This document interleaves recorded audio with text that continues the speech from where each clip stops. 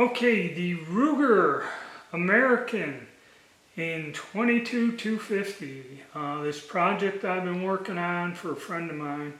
Finally the big day, we got a load. I showed you targets and had good chronograph numbers, and I went out to 100, 200 yards with it. Now, one of the problems the gun had is the original magazine with it had issues. The gun was basically non-functional.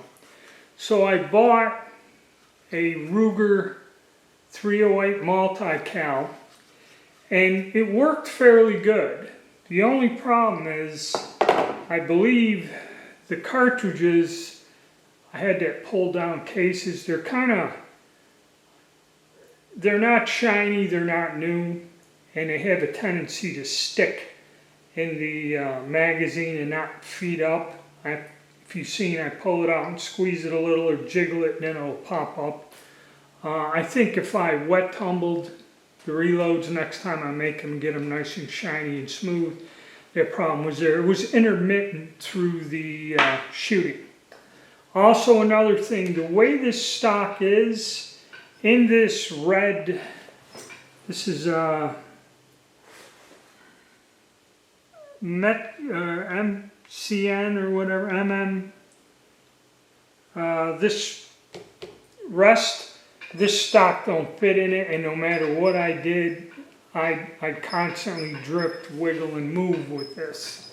You know, the scope for what it is a little bit cloudy, but I had problems holding this gun steady in this rest. And I'm going to have to try to find a new rest. Some firearms fit in this thing pretty good, some don't, okay? And this one does not. No matter what I do, this thing, I tried putting it in the bag, then I realized my bag is ripped open and leaking, whatever, sawdust all over. So, give it a fair shake. It should have shot a lot better than it did, but when we look at the target, you'll see that. So the functioning problem I've ended with, another magazine that was 40 units delivered with, shipping, handling, tax. It's a 30 unit item that you can find. And it is better than the other one. I mean, it did work fairly well.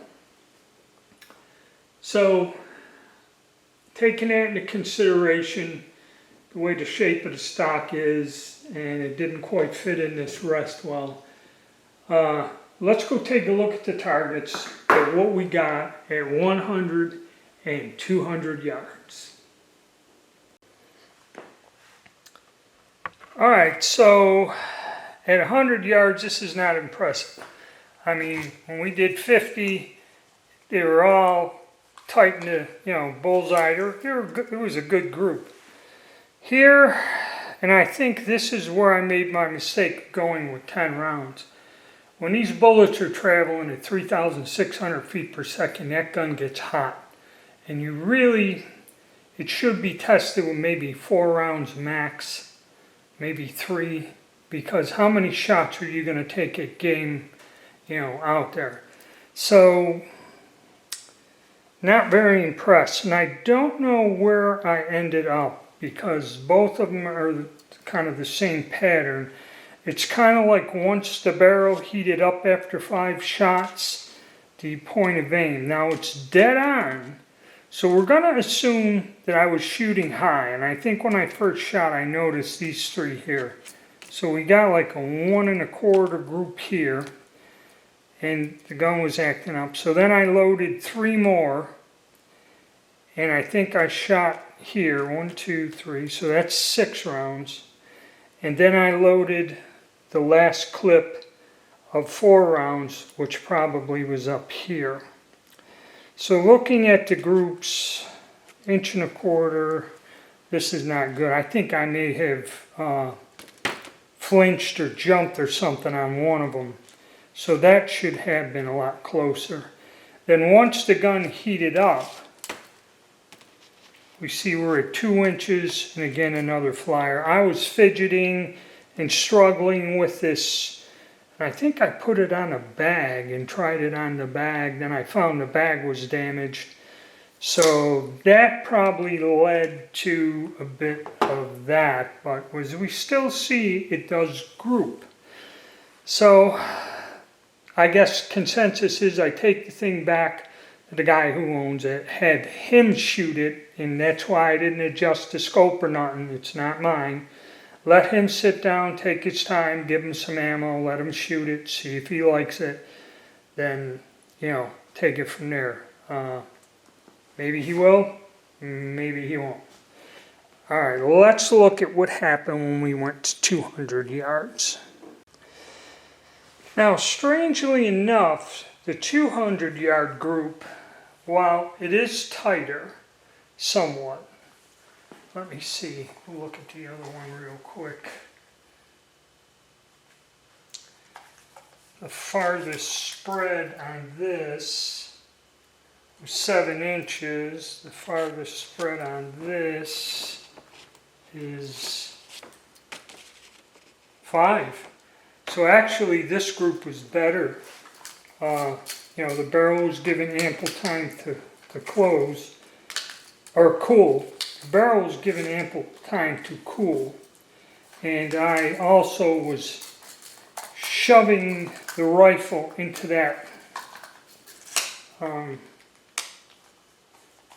into the rest in a way where I really tried hard. So you got the 200.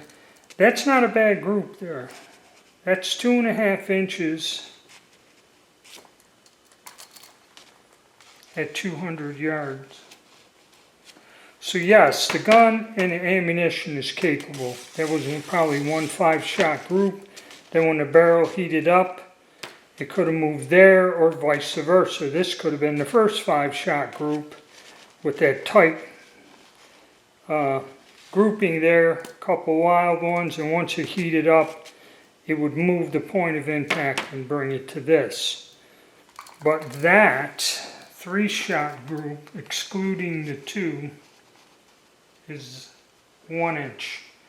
1 inch group at 200 yards.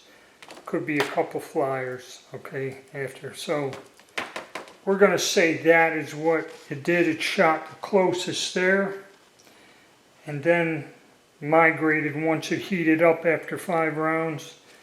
It heated up and it came over here and we got a 2-inch group. With the distance between point of impact from the center of this to somewhat the edge of this, 2.5 inches. So center to center, 3-inch difference. So again, the reason I did the 10 is kind of proven. Once the barrel heats up, I believe there's a substantial shift in the impact of these bullets. So, because in normal shooting, hunting circumstances, you probably wouldn't be shooting more than 2 or 3 rounds at an animal at a time to make it count.